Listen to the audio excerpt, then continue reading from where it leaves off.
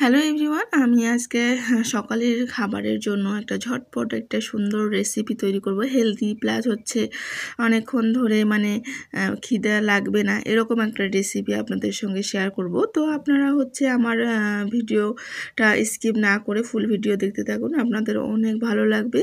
আর আমি যেভাবে বানিয়ে থাকি সেটাই আপনাদের সঙ্গে শেয়ার করব। তো চলুন দেখে নেওয়া যাক আমি কেমনভাবে এটা তৈরি করলাম। তো প্রথমেই হচ্ছে আমি একটা বাটি নিয়েছি, দেখতেই পাচ্ছেন। সেখানে আমি 2 কাপ নিয়ে নিয়েছি চিরা, পোহা যেটাকে বলে। তো এটা হচ্ছে আমাদের ঘরের একদম ফ্রেশ চিরা। তো আমি 2 কাপ নিয়েছি। আমি জাস্ট এটাকে ওয়াশ করব, আর কিছু ভিজিয়ে রাখবো না। যদি আপনার চিরাটা একটু পুরনো চিরা বা হয় না, অনেক সময় বাজার থেকে কিনে আনলে একটু মোটা টাইপের চিরা থাকে, সেটাকে একটুখানি ভিজিয়ে রাখবেন জলের মধ্যে, তাহলে হয়ে যাবে। আমার কিন্তু একদম ভেজাতে হয়নি, আমার জাস্ট ওয়াশ করে নিয়ে আমি এইভাবে জল ঝরাতে রেখে দেব। দিয়ে অন্যদিকে আমি হচ্ছে কড়াই বসিয়ে দিয়েছি অলরেডি। এবার গ্যাসটা অন করব। কড়াইটা যখন গরম হবে আমি এখানে 2 চামচ সাদা তেল হোয়াইট অয়েল দিয়ে দেব।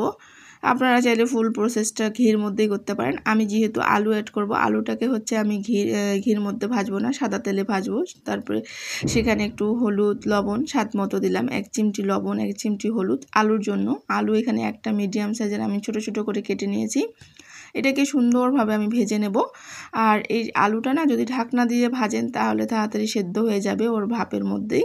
তো সেটাই করব আমি। এটাকে আমি হচ্ছে একটু কভার করে দেব, দিয়ে তারপরে একটুখানি রাখবো। তাহলে এইভাবে করলে একদম ঝটপট হয়, আর এটা না একদম ঝটপট তৈরি হয়ে যায়। আপনি যদি চান বাচ্চার টিফিনে দিতে, সেটাও সকাল সকাল উঠে একদম ঝটপট করে নেওয়া যায়, বাচ্চা খেয়েও খুশি হবে। আর অনেকেই আছেন চিড়া একদম পছন্দ করে না, আমি বলবো এইভাবে যদি চিড়ার পোলাও বানানো যায়, আমি সত্যি বলছি, আমার ছেলে চিড়া একদম খেত না, আমি এইভাবে বানিয়ে বানিয়ে দেই, আর ও এত বেশি পছন্দ করে। তো যাদের ঘরে বাচ্চা আছে, বুড়ো আছে, সবাই এই রেসিপিটা বানাতে পারেন, খুবই টেস্টি হয়, খুবই সুন্দর। আর এখানে আমি আবারও 1 টেবিল চামচ ঘি ইউজ করব।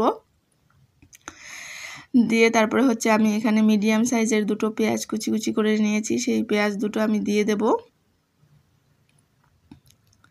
সবগুলোকে সুন্দরভাবে আমি ভেজে নেব, পেঁয়াজ আলু সুন্দরভাবে। আমি আলুটা আগে ভাজলাম কেন, আলু একটু শক্ত থাকে, সেই জন্য আলুটাকে আমি আগে ভেজে নিলাম।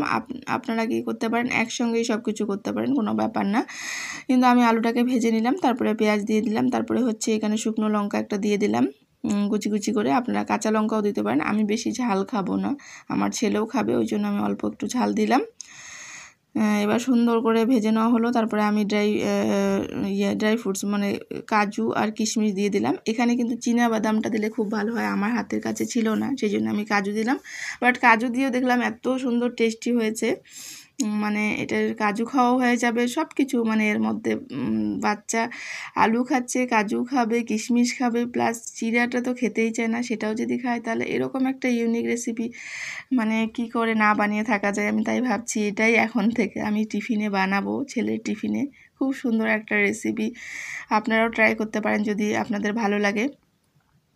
আর এবার চিড়েটা দিয়ে দিলাম, দেখলেন চিড়েটা কতগুলো হয়ে গেল, মাত্র 2 কাপ চিড়ে একদম প্লেট ভর্তি হয়ে গেছে, আমাদের 3 জনের ভালো করে হয়ে গেছে, বরঞ্চ একটু বেঁচেও গিয়েছিল। তো এত ঝটপট যদি একটা জিনিস, সুন্দর একটা হেলদি খাবার বানিয়ে নেওয়া যায়, মাত্র 2-3 মিনিট সময় লাগে, তাহলে কেন বানাবেন না, তাই না? আমি তো এখন থেকে ছেলেকে ভাবছি, ছেলে আমার 1-এ উঠে যাবে, ও অনেকক্ষণ অবধি স্কুলে থাকবে, তো আমি ভাবছি টিফিন যদি ওকে 1 টিফিন দিই আর সাথে ফল দিই, আমার ছেলে আরামসে দুপুরের খাওয়াটা হয়ে যাবে। এসে যদিও ভাত পরেও খায় তাও কোনো সমস্যা হবে না। আবার ওইখানে আমি ঘি অ্যাড করলাম, আমার ঘি খেতে অনেক বেশি ভালো লাগে, আর ঘির ফ্লেভারটাও ভালো লাগে। আপনারা যদি না খান তাহলে স্কিপ করে দেবেন, কোনো ব্যাপার না। কি সুন্দর ঝটপট তৈরি হয়ে গেল, এতই ঝটপট তৈরি হয়ে যায় না, এই রেসিপিগুলো এত ভালো লাগে, কারণ কম সময় হয়ে যায়।